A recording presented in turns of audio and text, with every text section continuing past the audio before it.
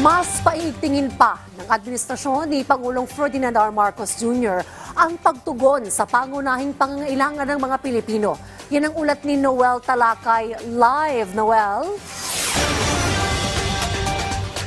Dayan, ngayong hapon isinagawa ang third session ng post-SONA or discussion kung saan dumalo ang mga ahensya ng pamahalaan, ang DSWD, DOH, Housing Department at ang DOST. Pinaliwanag nila ang ilan sa naging talumpati ni Pangulong Ferdinand R. Marcos Jr.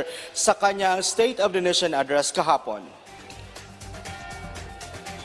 Isa sa mga nabanggit ni Pangulong Ferdinand R. Marcos sa kanyang ikatlong State of the Nation Address o SONA ay ang pagpapataas ng kalidad ng ospital at mga specialty center. Kasama rin sa nabanggit ng Pangulo ang nasa 20 bagong urgent care and ambulatory services o BUCAS Center na magbibigay medical primary care sa mga Pilipino. Ayon kay Health Secretary Teodoro Herbosa, naabot na nila ang target nilang 28 BUCAS Center.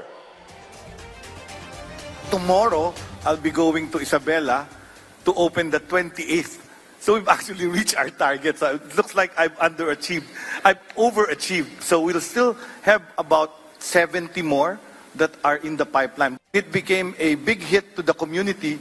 We've served over 30,000 patients since we started with the first BUCAS Center in March.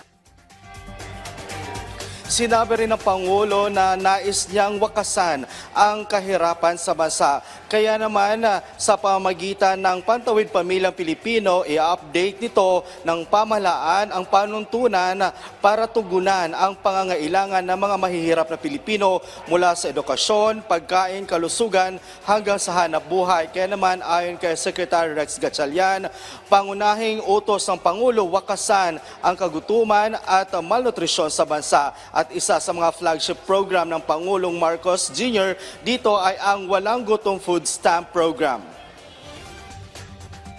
You have to remember that the Sustainable Development Goal includes ending hunger. And in this day and age, while we're building an inclusive society where there's economic growth, we have to make sure we're investing in our people. And part of that investment is to once and for all end hunger in the country. Ayon naman kay Secretary Jose Acosar ng Department of Human Settlements and Urban Development, nabigyan nila ng solusyon ang dalawang problema ng pabahay gaya ng pondo at affordability ng mga bahay. Kasama rin anya na binigyan nila ng focus ang pagsasaayos ng Ilog Pasig.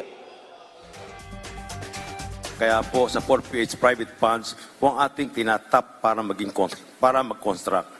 Para mapababa ng presyo ng bahay, humingi tayo ng interest subsidy sa gobyerno.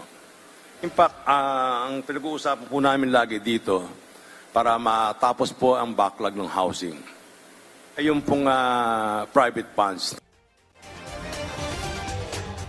Isa rin sa mga kasama sa talumpati ng Pangulo ay ang ahensya ng Department of Science and Technology o DOST. Ayon sa Pangulo, naging katuwang ng pamahalaan ang DOST sa pananaliksik at pag-aaral para makagawa ng masusustansyang pagkain at inumin na isasama sa pamahalaan para sa feeding program nito.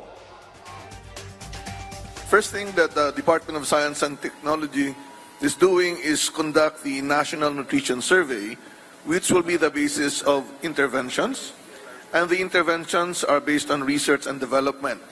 This is led by the Food and Nutrition Research Institute of the Department of Science and Technology, which would produce foods and drinks that would be nutritious, including the iron-fortified rice, the enhanced Nutriban with various flavor like squash, carrot, sweet potato.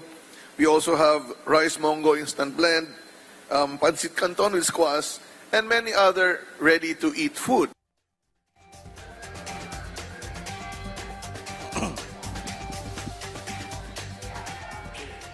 Dayan, halos umabot ng 2 oras ang third session ng post-SONA discussion kaninang hapon, kung saan naging panauhin nga ang makalihim ng DSWD, DSUD, DOST at Department of Health. Dayan? Maraming salamat, Noel Talakay.